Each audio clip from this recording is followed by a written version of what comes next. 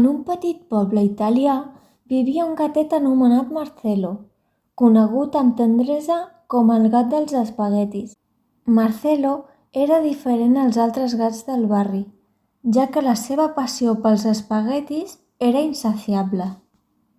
La història de Marcello va començar en una freda nit d'hivern, quan el van trobar abandonat a la porta d'una trattoria. El propietari del restaurant, un cuiner anomenat Giovanni, el va acollir amb tendresa i el va alimentar amb un plat d'espaguetis amb salsa de tomàquet. Des d'aquell moment, Marcello es va convertir en un habitant molt especial del restaurant.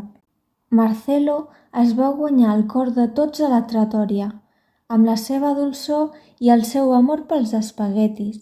Cada nit s'asseia al costat de la cuina, observant amb ulls brillants com Giovanni preparava els plats pels comensals.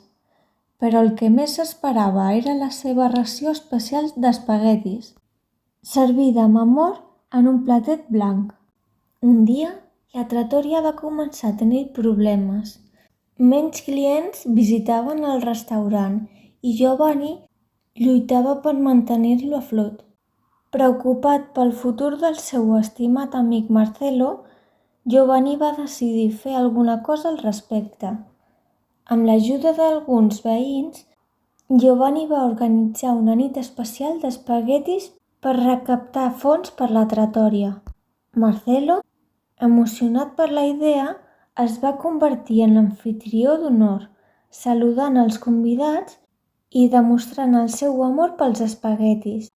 La nit de l'esdeveniment, la trattoria es va omplir de persones que venien a donar suport a Giovanni i a gaudir dels deliciosos espaguetis. Marcello, radiant d'alegria, recorria les taules rebent carícies de tots els presents. La nit va ser un èxit rotund. Els veïns van demostrar el seu suport comprant plats d'espaguetis i contribuint amb generoses donacions. Al final de la nit, la trattoria havia recaptat prou diners per seguir endavant.